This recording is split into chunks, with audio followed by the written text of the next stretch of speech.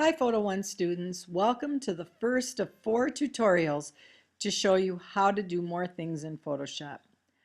I will have 4 tutorials for you here in Google Classroom, and I just started with the first one to show you how to get the images that I'm assigning to the tutorial downloaded. So first go to tutorial number 1, click on Lake, and that'll bring it up. And this down arrow right here will download this image. Just click on that. And there it goes. It is opening and downloading. Here's one right here. I just saw it go down. And to get that image and open it, all you have to do is go into your Finder. And your Finder, that's where I am right here, is simply the face right there. So my dock happens to be on, see, I opened it 4 times, up on the left. So just click on that. Yours might be at the bottom, and that'll bring you to your Finder. And I have downloads here on my information in my places, but yours probably is under your name. So click on your name and then find your downloads folder. There's mine. Open it. And then at the top of it, click on Date Modified with the arrow pointing down. If I click it again, now it's ascending. So this is an old year 2000. I'm now going to click, this is the most recent, and I've just downloaded Lake. Now I'm ready to open it in Photoshop.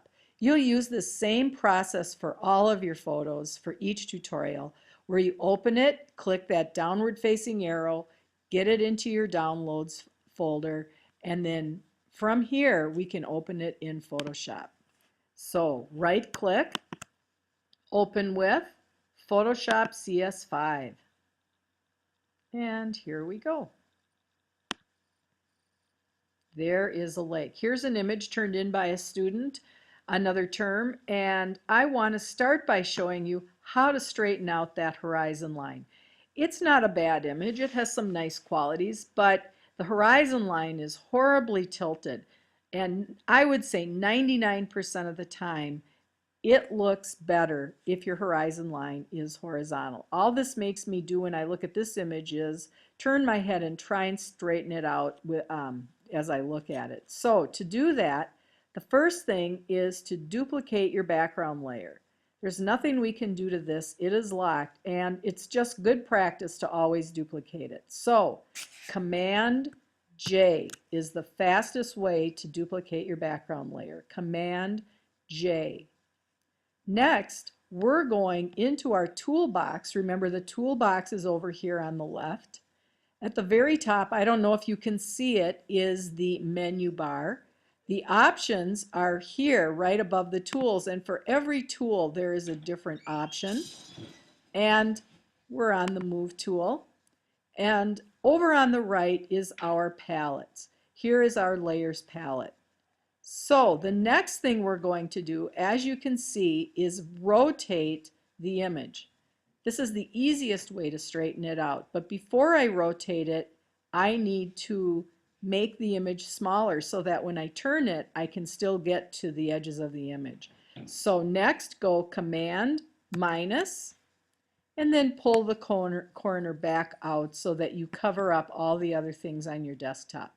Now we're ready to turn. And if I hover, before we hover, I have to mention these little handles are appearing and allowing me to stretch and pull and turn only because Show Transform Controls is checked. If I uncheck it, and you'll come say, Mrs. Burkhart, where are my little boxes? And I'll say, click on Show Transform Controls. Next, rotate until it looks pretty horizontal. There are other ways and more exact ways to straighten, but this is the easiest.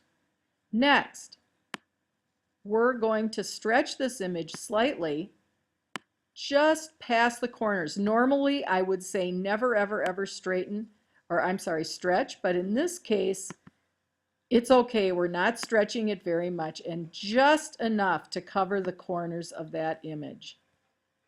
Now, once you've made a transformation, you can either reject it or accept it. And we're going to accept it. There, that doesn't look too bad. It's still slightly off though, so I'm going to hover again. Now that I've stretched it, I should be fine. And fine tune it, but again, am I going to reject or accept? I'm going to accept. And until you accept it, Photoshop will freeze up and you can't do anything else.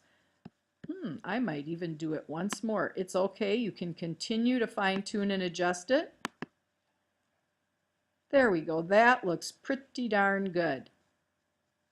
So, to check the before and the after, go down to the eyeball, turn the eyeball on layer 1 off, and you can see that this is a pretty dramatic change, and I think a much better image.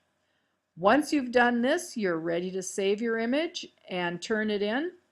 Go to File, Save As, and you can keep the name the same, it doesn't matter, but you're going to change now. You don't want it to go to downloads, you want it to go to your desktop.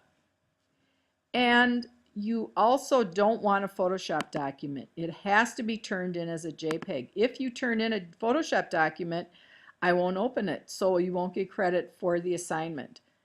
Super important, make it a JPEG, put it on your desktop, and then click Save. You want maximum quality, okay? And you're done. You're ready to go on to tutorial number 2. Now remember, download it first, go to your downloads folder, and then right-click open in Photoshop CS5.